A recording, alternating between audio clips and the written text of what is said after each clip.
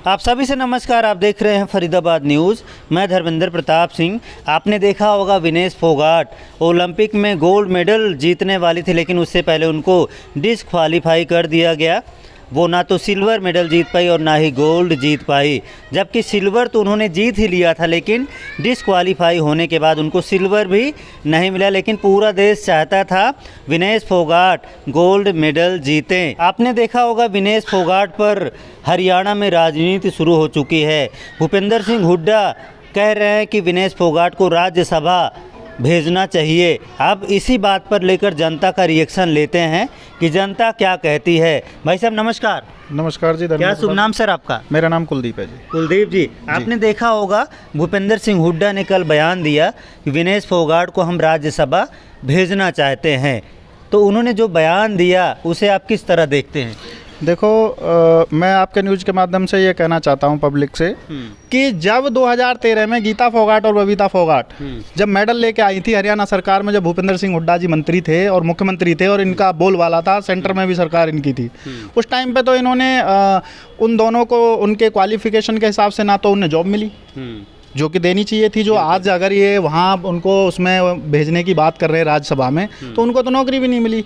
तो अगर ये उस टाइम पे इस मुहिम को चला देते तो आज इनको ये बात कहने की ज़रूरत नहीं पड़ती। नायब सिंह सैनी जी ने जबकि घोषणा भी की है, उन्होंने बोला भी है कि जैसे ही उन्होंने सिल्वर मेडल लिया है या नहीं भी लिया है, लेकिन वो हमारे देश की बेटी है, देश का नाम रोशन किया है, हमारे हरियाणा की बेटी है। जैसे ही वो वापस आएगी तो उसको वही मान सम्मान सारी चीज़ें वही दी जाएंगी, ऐसा नायब सिंह सैनी जी ने बोला है। और नायब सिंह सैनी जी ने बहुत अच्छा बोला है। राजनीतिक स्टंट को ना लेते हुए उन्हें एक बेटी का मान सम्मान रखा है और वो होना चाहिए, उसका हौसला अफजाई होना चाहिए। बिल्कुल जी। तो मैं ये कहना चाहूँगा, अगर दूसरी बात कि भूपेंद्र सिंह हुड्डा जी कह रहे हैं कि इनको राज्यसभा भेजो, बहुत अच्छी बात कह रहे हैं। अभी चुनावी स्टंट है। भूपेंद्र सिंह हुड्डा जी तो अब शायद ओवर एज भी हो चुके हैं। इसको सीएम, हमारी बहन है, सीएम का ही वो कर दें, जाट भी हैं, वो भी जाट हैं, सीएम का चेहरा घोषित कर दें तो और भी अच्छा होगा, वो फिर मुख्यमंत्री हो जाएंगी। बिल्कुल जी। कह रहे हैं कि अगर आप विनेश फोगाट को राज्यसभा भेजने की बात कर रहे हैं तो इससे बढ़िया है उन्हें कांग्रेस की तरफ से सीएम कैंडिडेट अनाउंस कर दीजिए, क्योंकि युवा चेहरा है और भारत की बेटी हैं, तो सीधा सीएम ही क्यों नहीं बना देते, ऐसा भाई साहब का कहना है।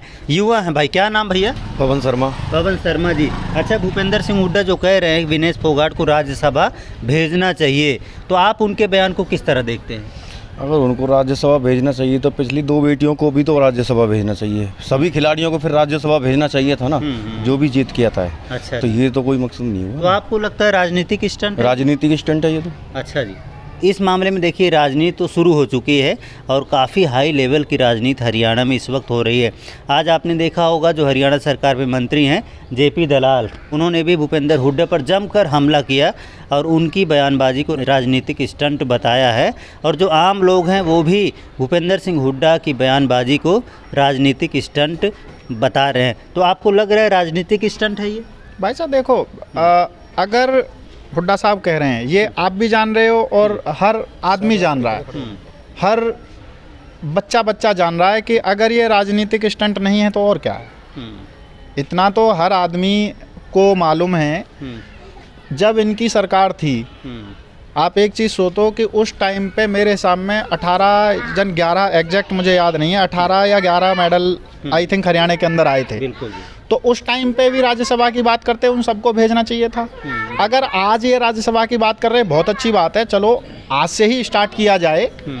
उस चीज़ को भी अगर लेते हैं कि मान लो आज किसी चीज़ का स्टार्टअप ले रहे हो तो आगे भी वो जाएगा, बिल्कुल ठीक है। लेकिन जो पीछे वाले हैं उनका क्या, वो भी तो खिलाड़ी थे, बिल्कुल। तो उनके भी मन को, उनके भी दिल पे, हार्ट पे वो तो आएगा। वो भी ये सोचेंगे कि हमने देश के लिए इतना वो किया तो हमें ऐसा क्यों नहीं वो मिला। बिल्कुल जी। तो ये सिर्फ और सिर्फ भाई जी, आपके न्यूज़ के माध्यम से मैं वही कहना चाहूँगा कि ये बहुत हाई लेवल की पॉलिटिक्सबाजी है। इसमें हम और आप लोगों को चीज़ें सब पता है, लेकिन हम और आप एक नॉर्मल फैमिली से, मिडिल क्लास फैमिली रहे, हम उस चीज़ पे वहाँ ना तो जा सकते हैं, ना हम उसमें राजनीति कर सकते हैं। लेकिन उसकी सच्चाई क्या है ये हम भी जान रहे हैं, आप भी जान रहे हैं, ये बाबा हैं हमारे, ये भी जान रहे हैं, हर आदमी जान रहा है। बाकी जब आपने जो है सेमीफाइनल मैच देखा होगा, जब विनेश फोगाट ने क्यूबा की पहलवान जो ओलंपिक विजेता भी है, चैंपियन भी रही थी पहले, उसको जब पटका तो आपको कैसा लगा? भाई साहब देखो, जाट को है ना सामने से नहीं हराया जा सकता। मैं जाट हूँ, पीछे से धोखे से कोई भी हरा सकता है। जाट को सामने से तो कोई हरा ही नहीं सकता। खुशी हुई ना जब अरे उसकी भाई जी, जीती? हमारी बहन है, हमारी इस देश की बेटी है, नाम रोशन कर रही है, खुशी क्यों नहीं होगी? चलो जी, खुशी होनी चाहिए और पूरे देश को खुशी है कि विनेश फोगाट सेमीफाइनल में अच्छी तरह से उन्होंने जीत दर्ज की और इसी तरह की जीत वे फाइनल में भी जीत दर्ज करती, लेकिन उससे पहले वे डिस्क्वालीफाई हो गई। बाकी देखते हैं, देखिए राजनीति तो शुरू हो चुकी है और आगे एक्शन पर रिएक्शन आता ही रहता है। आगे जो भी जनता का रिएक्शन होगा और जिस तरफ ये पॉलिटिक्स जाएगी, फिर से आपको अपडेट ज़रूर देंगे।